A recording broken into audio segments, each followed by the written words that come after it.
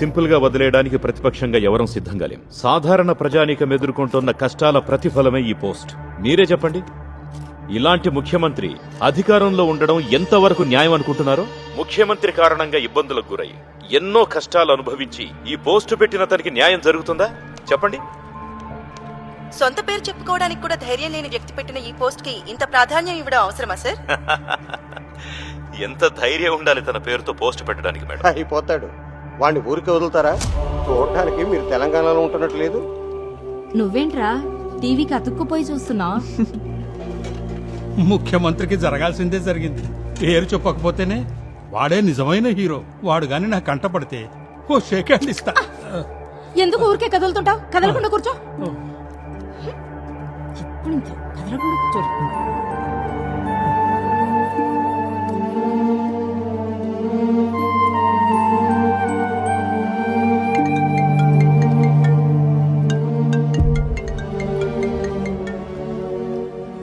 సంజయ్, నువ్వు ఇంకా పడుకోలేదా? రమ్య, నాకు చాలా భయంగా ఉంది రమ్య. ఛానల్స్లో, ఆన్లైన్ మీడియాలో అన్నింట్లో ఇదే న్యూస్. నన్ను ఇప్పుడు ఏం చేయమంటావు? ఏం కాదులేరా, ఓ 2-3 రోజుల్లో ఇవన్నీ సెటిల్ అయిపోతాయి. నువ్వు వరే అవ్వకు.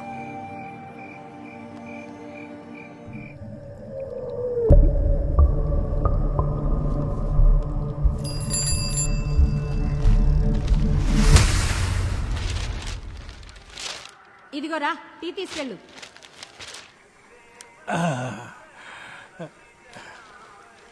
రేయ్, మీ అమ్మకు చెప్పి టీలో కొంచెం పంచదార వేయమనరా.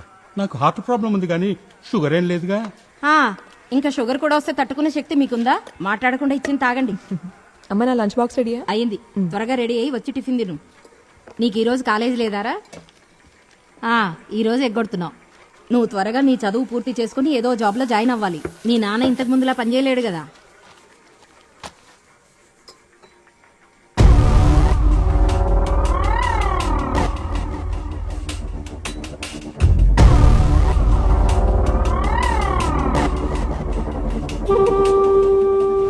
ఏమైందిరా? ఎందుకు అలా ఉన్నావు? నీకు సీఎం మీద అలా రాయాల్సిన అవసరమే వచ్చిందిరా. నాన్న, నువ్వు ఇప్పుడే కదా అన్నావు అది రాసిన నిజమైన హీరో షేక్ హ్యాండ్ ఇస్తానని. అది రాసింది నువ్వు నాకు తెలియదు కాబట్టి అన్నా. నేను వేరే ఇంకెవరో రాశారనుకున్నావు.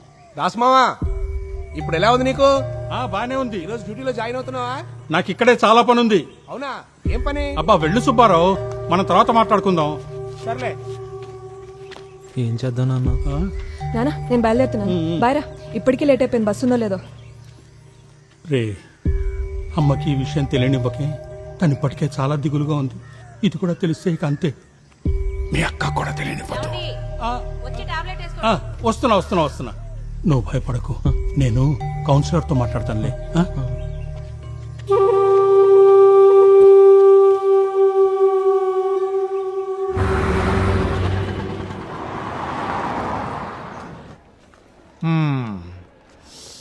అయితే ఎమ్మెల్యేని కలవాలంటావు.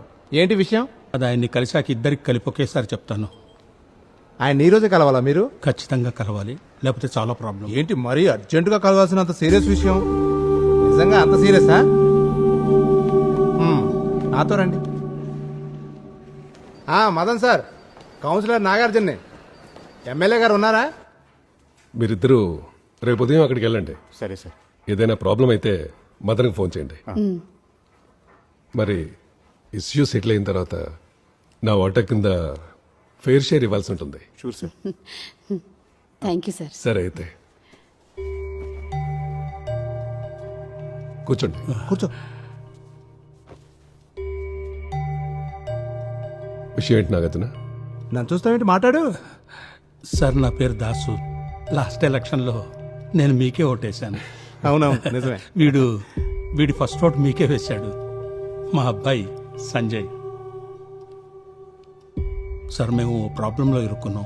మీరే సాయం చేయాలి. ఏం కావాలో చెప్పండి. అది ముఖ్యమంత్రికి వ్యతిరేకంగా కంప్యూటర్లో పోస్ట్ పెట్టినవాడు దొరుకుతాడా సార్? వాడిని పోలీసులు పట్టుకుంటారు. దొరికాక వాడికి ఏం శిక్ష వేస్తారు? ఏం శిక్ష? జన్మలో వాడు నడవలేడు. మరి అన్ని అబద్ధాలు వాడు పోస్ట్ చేసేది. ముందు మీరు ఇక్కడికి ఎందుకు వచ్చారో చెప్పండి. వీడేవాడు అవన్నీ రాసింది.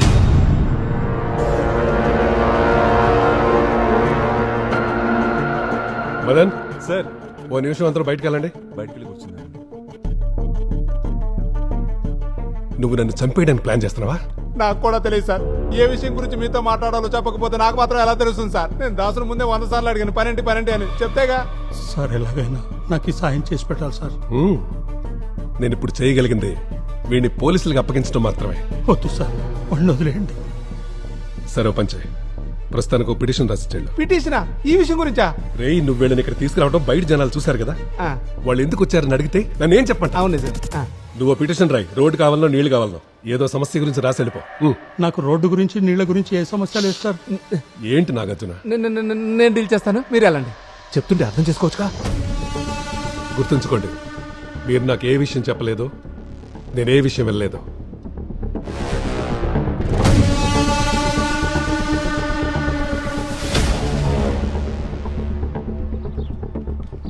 Big issue. ఆ లాస్ట్ సెంటెన్స్, అసలు ఈ రాష్ట్రానికి ముఖ్యమంత్రే లేడు. ఛే! ముఖ్యమంత్రికి వ్యతిరేకంగా ఇలా ఎలా రాయగలిగావు? ముఖ్యమంత్రి ప్రాణాలకు హాని జరిగేలా ప్రజల్ని రెచ్చగొట్టినట్టుగా ఉంది నువ్వు పెట్టిన ఆ పోస్ట్. అయ్యో సార్, నేను ఆ ఉద్దేశంతో ఏం రాయలేదు sir. You will be charged with the abatement of the criminal offences that may be done by any other persons influenced by the post. అర్థమైందా మీకు నేను చదివి వినిపించింది? అది ఇన్వెస్టిగేషన్ స్ట్రాంగ్ గా ఉంది. వాళ్ళ గనక దొరికితే ఏం చేస్తారో చెప్పక్కర్లేదుగా. అయితే మేము ఇప్పుడు ఏం చేయాలి సార్? ఒకే ఒక దారింది.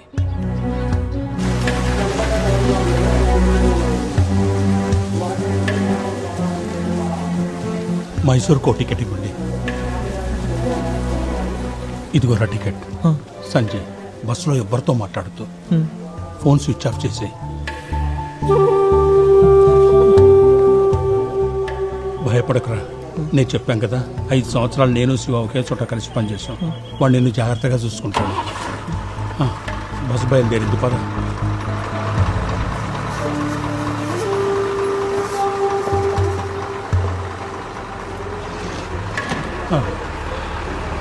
నాన్న, నువ్వు వెళ్ళు. బాయ్.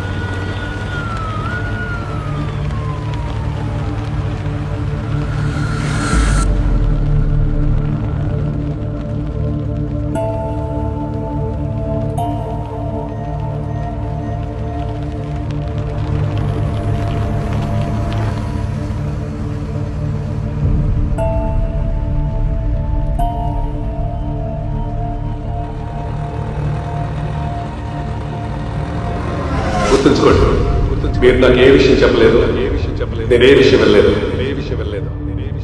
ముఖ్యమంత్రికి వ్యతిరేకంగా ఇలా ఎలా రాయగలిగావు? ముఖ్యమంత్రి ప్రాణాలకు హాని జరిగేలా ప్రజల్ని రెచ్చగొట్టినట్టుగా ఉంది నువ్వు పెట్టిన ఆ post. You will be charged with the abatement of the criminal offences that may be done by any other persons influenced by the post. అర్థమైందా మీకు నేను చదివి వినిపించింది? ఇన్వెస్టిగేషన్ స్ట్రాంగ్ గా ఉంది.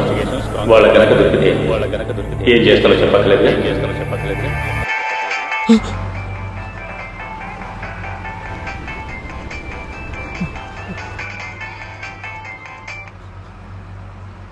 హలో, ముఖ్యమంత్రిని మాట్లాడుతున్నాను.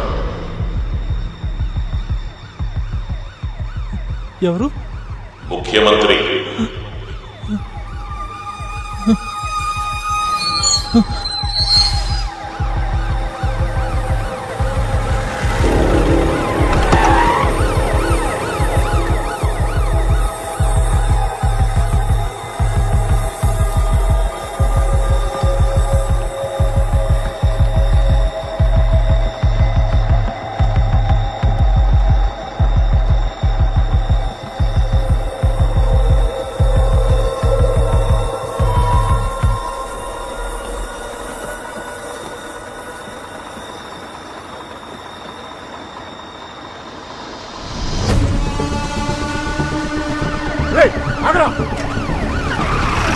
పట్టుకోండి.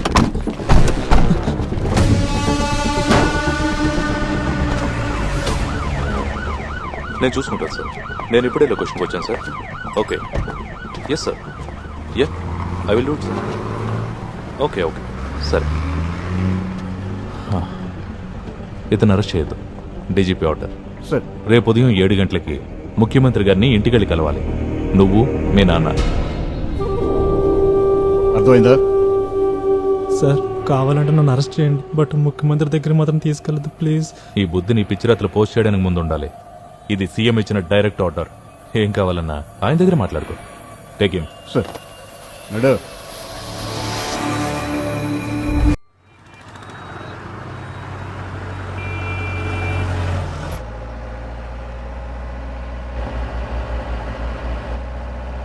నిన్ను ఇక్కడే జైలుకి పంపిస్తే కనీసం అప్పుడప్పుడైనా వచ్చి చూడొచ్చు. ఒకవేళ ఏ అండమాన్కో నికోబార్కో పంపిస్తే దేవుడా వీడి మీద వెనకంత కోపం లేకుండా చూడు. నువ్వు ఇటు వచ్చి కూర్చో.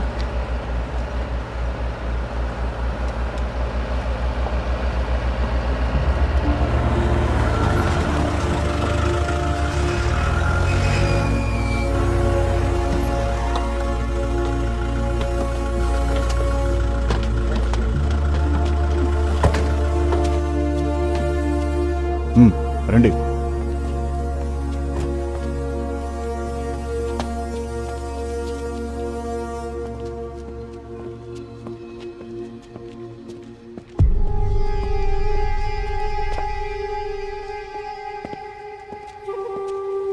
సార్ వాళ్ళు వచ్చారు సార్. సార్ లోపలికి తీసుకురమ్మన్నారు. వెళ్ళండి. రా కూర్చోండి.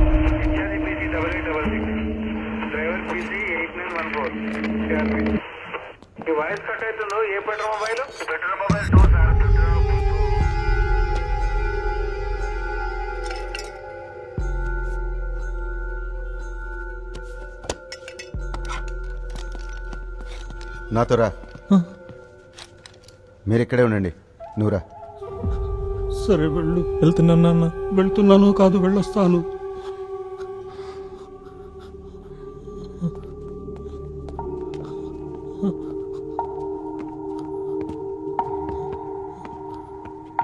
ఏమైంది?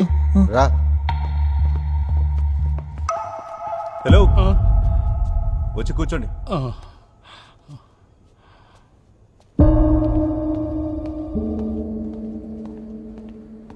త్వరగా రా.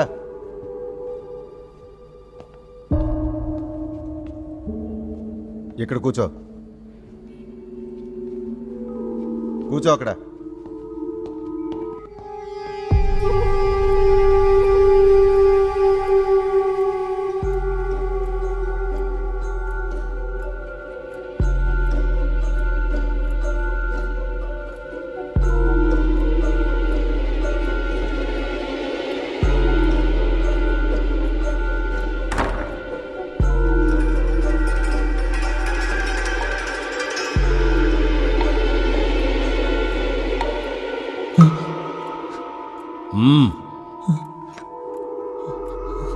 నువ్వే నా పోస్ట్ పెట్టింది.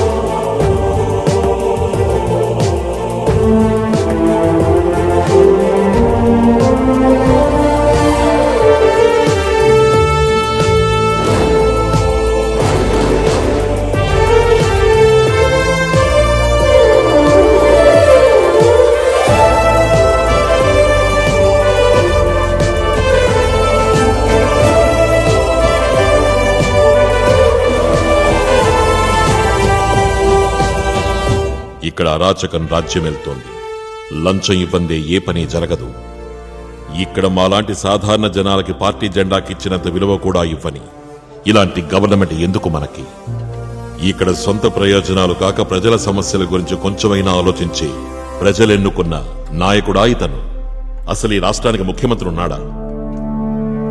తెలంగాణకి ముఖ్యమంత్రి ఉన్నాడు. కల్లూరి చంద్రం ఆయన పేరు.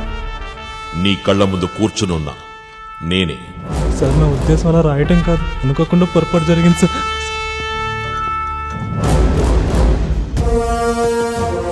ఆ కుర్రాన్ని తీసుకురా. రమ్మంటున్నారా? త్వరగా రా.